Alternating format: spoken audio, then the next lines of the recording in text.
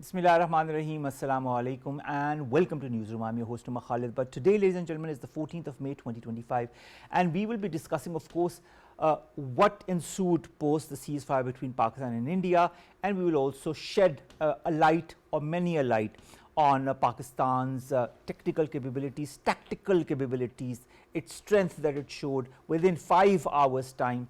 And of course, what kind of message has gone not only to our adversary India, but also to all the Muslim countries and to the world as far as Pakistan's capabilities in the air, in the field and on the naval front is concerned.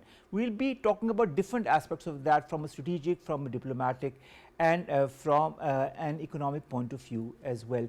We have been joined, ladies and gentlemen, in the studios by the Brigadier Masud Ahmed Khan Saab. He is one of our regular defense analysts, and we thought this was the best time to have him here to discuss many a facet of this, because he is one of the most informed and learned as far as this and more is concerned. Thank you very much, Brigadier Saab, to have joined us. We have also been joined by Commodore Wajeeh Hassan Saab. He is a defense analyst. Thank you very much, Commodore Saab, to also have joined us online. We'll begin with you, Brigadier Masud Saab. How significant was the impact of Marka-e-Haq on India's global military reputation, and why has this operation exposed its vulnerabilities in such a dramatic fashion? Thank you very much for inviting me, and certainly this Marka-e-Haq exposed the Indians, certainly, and India exposed from the when we talk of from military point of view, from diplomatic point of view, and from the economic point of view and also military point of view, their stature has been lost. That is one thing. The so-called concept of net security provider in the region, in the Indian Ocean region, that has been lost.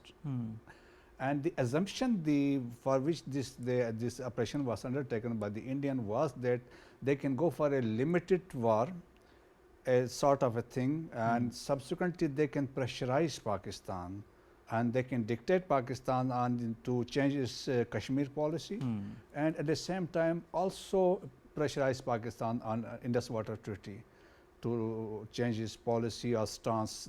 That was another important thing. So at the same time, branding Pakistan as state sponsoring terrorism through its media and through its diplomacy, and to seize this opportunity to win the elections planned in the province of state of Bihar in October. So that was the concept, but unfortunately, to their bad luck, things did not go as they planned, and accordingly they got a devastating blow from the Pakistani side. So they, I can precisely say they are the Indians. They have been humiliated internationally. They were flexing their muscles that had been raised to the ground, and they have been exposed to the international community as far as their military power is concerned, their technology is concerned, their economy is concerned, their diplomacy is concerned. So that has been no loss, and Pakistan has now has established a new normal by the Pakistanis. Instead of Indian, they were trying to establish a new norm, frequently a baseless leveling baseless allegation against Pakistan, and subsequently going for similar like actions or strikes inside Pakistan. So that concept has been been basically thrown away now. Now Pakistan has established a new norm. What India wanted to establish, in fact, has gone against its favor, and in fact it's Pakistan who is the ultimate winner at the end of this Marka-e-Haq. Before I move forward to our guest from the Navy who is joining us with a lot of patience, I just wanted to let my audience know about what Marka-e-Haq and Bonanu Marsoos were. Marka-e-Haq, ladies and gentlemen, is the name of the conflict that was given that began on the 22nd with the false flag operation in Pahalgam and culminated on the 10th of this month, whereas Operation Bonanu Marsoos is to this day of the 10th, where Pakistan responded and showed the world its tactical capabilities, its strategic capabilities. This operation was this very day what happened, how Pakistan responded, especially our Pakistan Air Force. Now, coming to our second guest, Commodore Wajeeh Hassan Saab, thank you very much to have joined us. Commodore Saab, given the strategic nature of Marka-e-Haq, what critical weaknesses in your point of view in India's military preparedness did this operation highlight? Thank you very much for inviting me. I'll pick up my thread where the Brigadier Saab has stopped. The incident happened on 22nd of April, and India took a lot of time in calibrating their response and in trying to understand how they should apply their military instrument to achieve their political military objective or to achieve their political objective, which was perhaps to humiliate Pakistan or degrade Pakistan. But as the almost 4 days of this high intensity conflict has suggested, that they have actually lost credibility in almost all domains of warfare. We start with the air domain. During the very first round, they managed to lose their top of the line Rafale aircraft, not one, not two, but three. Then they lost their Su-30 aircraft, and then they lost the MiG-29. And the international community has started to acknowledge these losses. Next, on the very next day, they barraged, they fired us the number of swarm drones, but all those drones were managed to hit either our civilian targets or cause minimal damages. And most of them were actually targeted and neutralized by our air defense. And once Pakistan retaliated, as was amply stated prior to the operation by our DGISPR, that once Pakistan will respond, the entire world would see. And we have seen that once Pakistan responded, they quickly contacted the US administration and requested them for a ceasefire. So this is the military aspect. Once we look at the economic aspect, they are actually, they were talking about that had they had Rafale during the Pulwama incident, they could have created a difference. But this time, even with Rafale, they managed to dent even the share prices of Dasu, and they actually enhanced the price of the Chinese aircraft manufacturers. Now we look at the diplomatic domain. They have managed to create differences with their larger regional neighbors. Look at how media have treated and commented upon the visit of the Iranian foreign minister. How the media has responded to the intervention by the US President Trump. See how the media was created war-mongering propaganda. And I want to emphasize here that once your propaganda is exposed, your entire credibility is gone down the drain. So I actually feel pretty that even the professionalism of the Indian military actually could not salvage their political infrastructure. And their political infrastructure has caused actually, humility, and it has caused actually dented the professionalism of the Indian military forces. That I agree with you on. Commodore Saab, stay online with us. Brigadier Saab, in what ways, in your point of view, did Operation Bonanu Masud change the regional balance, especially in the context of India's claims of military dominance that we have heard so many times in the last few decades? First of all, as far as the military preparedness is concerned, the New York Times carried a story on the conventional capabilities of Indian Army, Indian armed forces, and they said, according to a survey, an audit or survey which was carried out by a parliamentary committee, which was constituted in 2018 by the Indian government. So they said that the 68% weapons and equipment in the inventory of Indian armed forces, they are vintage. Second, they said there are 24% equipment you can manage the things, but 8% they said they are manageable. Lieutenant General Panag, a former commander of North, he said the Pakistan, and we do not have any technological superiority or overwhelming superiority as over Pakistan, and they enjoy a technological edge. And Parveen Soni has been in the past many times. He said we cannot compete with Pakistan as far as the Western Front is concerned. So that was one fact. And unfortunately, despite all this fact, the Indians basically they were not ready. And they look at the air chief has been number of times he has been he excused the Hindustan Aeronautics Limited for not providing them, not delivering them the Tejas as promised by them, and subsequently the Rafale, which they were in position of they were delivered. So if you recall, in 2019, the Prime Minister Modi then said we are feeling the absence of Rafale.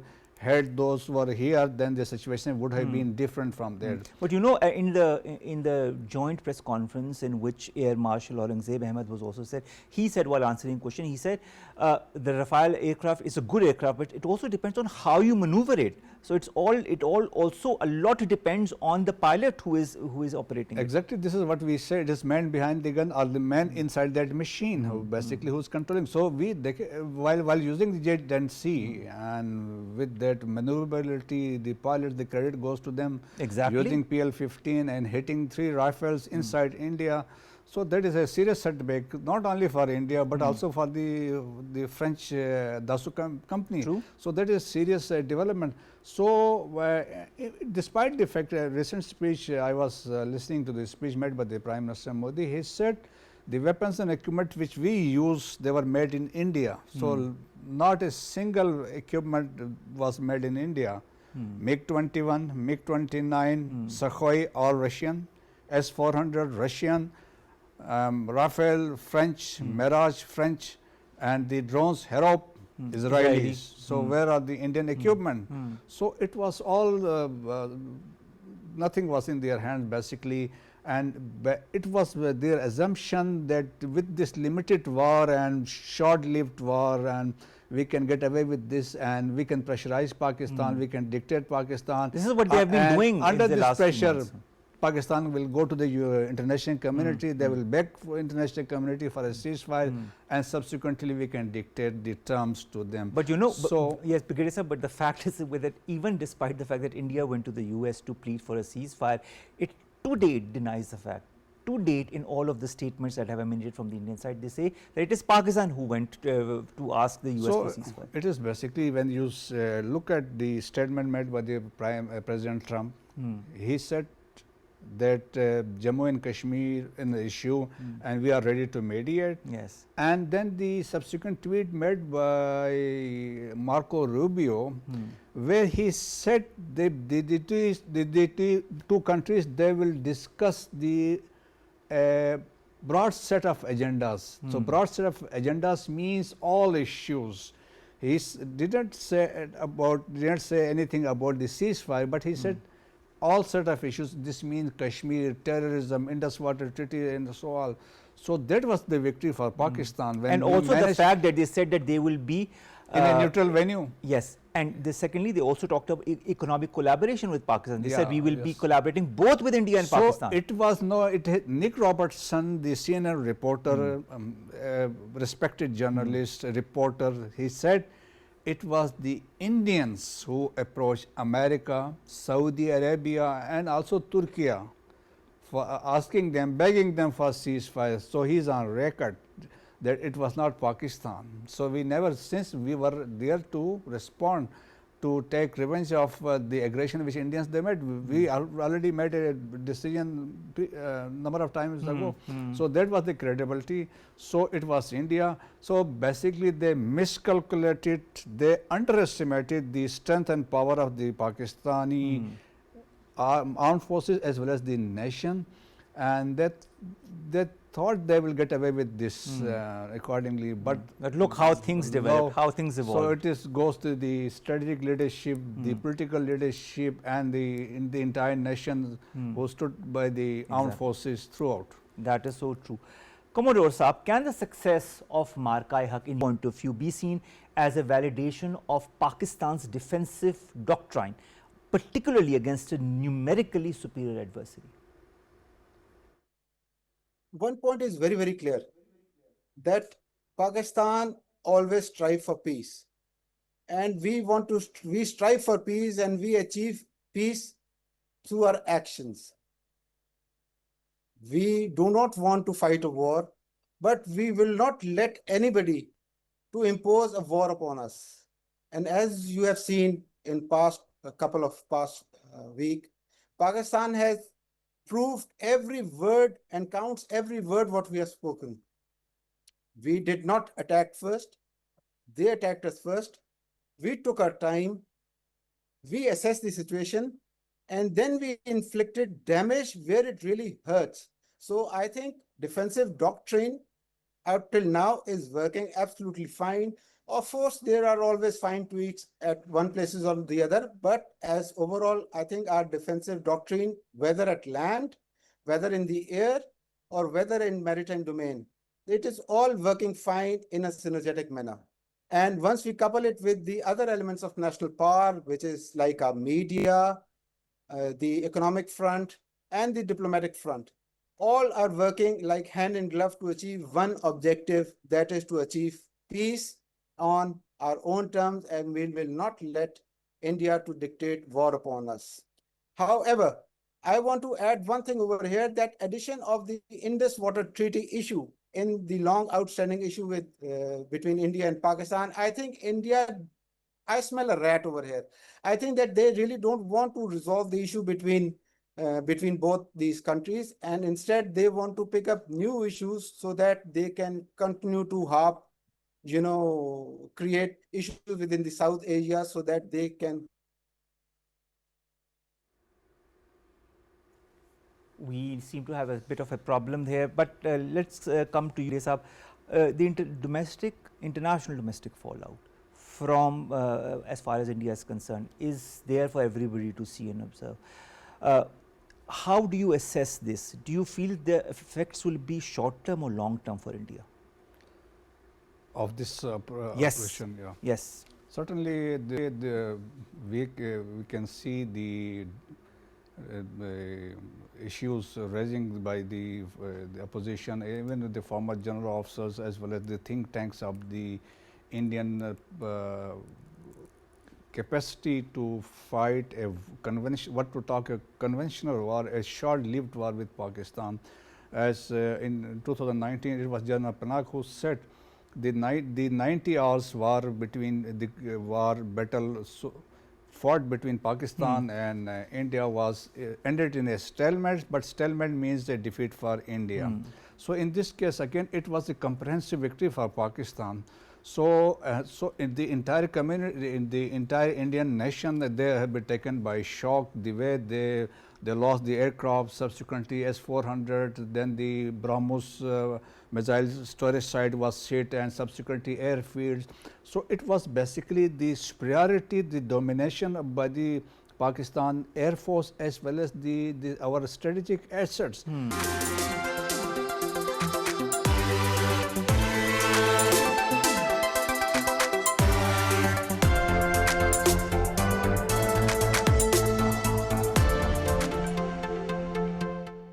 We continue our discussion, of course, on what all has ensued after Marka-e-Haq and Operation Bonanu. Masud, we have two guests with us, of course, to talk about this: Brigadier Masud Ahmed Khan Saab and Commodore Wajeeh Hassan. Brigadier Masud Saab, how has India's narrative of military superiority been challenged by the outcomes of this operation, especially in the eyes of its strategic partners, like, for example, the US, like, for example, France? Do you feel it will be able to come back to the position that it once claimed? Interestingly, now probably the United States must be thinking of another country to pitch against China, and they have lost their credibility, and the way the Pakistanis taken them to toss. So it is now very difficult for the Western countries, mainly the United States, to pitch India against China. So therefore, there is no possibility. And they have lost their credibility, despite having all these modern weapons and equipment given by the Western countries, mainly France and Israel or Russia. but they failed to deliver as expected from them. So they have lost, as I said, they have lost their military, diplomatic and political stature in the world. So the credibility has gone down, and this so-called net security provider, or the Thanadar in the South Asia, in the Indian Ocean region, that has also gone now. So Pakistan has re-established its relevance in the region, and now Pakistan the international community will treat Pakistan at par with India now. Previously it was in a lower grade, now so we are equally at a par with India, a state which has demonstrated its military power, and has also now this event, we have increased our geopolitical presence as a geopolitical player, not only in the South Asian region but in the Asian region. And overall, like the President Trump has appreciated even today while during his visit to the Saudi Arabia, the Pakistan's contribution, war on terror and Pakistan cooperation. So they acknowledge, the Americans, they acknowledge Pakistan's contribution, Pakistan role, and they still see Pakistan can play an important role in war on terror and in the near future as well. So that is the victory for Pakistan. The Jammu and Kashmir dispute is back on the center stage, and the Americans, the other countries, they have shown their concern, they are ready to mediate, and that is the core issue between the two countries. If they want peace in South Asia, then they need to settle this outstanding issue of Jammu and Kashmir. There are 18 resolutions passed by the United Nations Security Council for the plebiscite, etc. So Pakistan has gained from this, as Prime Minister was saying, from this Marka-e-Haq, and on the operation on the 9th of Operation Bonanu Masud. So that is the achievement. As one thing I would like to say at the end, that the strategic leadership which was provided and by the Chief of Army Staff, and the strategic clarity he has, the selection of strategic targets, and then he revived the concept of two-nation theory. Then he emphasized the importance of Jammu and Kashmir being the jugular vein. So they were basically assertive postures from Pakistan, and he was the man who basically he ensured the national gathered in the entire nation under the flag of Pakistan. Exactly. So the national unity basically was something, Brigadier Saab, that was seen quite evidently as a result of the Operation Bonanu Masud. Last question to you, Saab. How critical was Pakistan's use of intelligence and tactical planning in outmaneuvering India's forces? So I would give you my perspective from the maritime domain. The intelligence of where the enemy is operating is of paramount importance in the maritime domain. Unlike the war over land or war in the air, the war at sea is fought on the international seas. We are more focused on denying enemy the use of the sea to their advantage. And for that purpose, it is very important to know what is happening. The sea and the area of responsibility of Pakistan Navy extends beyond 350 square kilometers. Our coastline is more than 1,000 kilometers long. So it is very, very important for Pakistan Navy, in order to defend the maritime frontiers and protect the Karachi Port Complex and the Gwadar Port and the entire coastline, that we should at all times knowing what is happening at sea. And this is very evident from what happened on night on 4th and 5th of May, once the Indian long-range maritime patrol aircraft, PTV, one of the latest in arsenal of Indian Navy, was caught red-handed, detected, located, tracked for a long time, and then forced to turn away. That is true. It was forced to turn away. That is because of our tactical, force, our tactical maneuvering that all three forces, the tri-forces, have shown in Marka-e-Haq and of course Operation Bonanu Masud. Thank you very much, Commodore Wajeeh Hassan Saab. Thank you very much, Brigadier Masud Ahmed Khan, journalist. Ladies and gentlemen, Pakistan has emerged victorious after Operation Bonanu Masud, and this is something that we need to not only continue to remind ourselves but also our adversary. Allah Hafiz.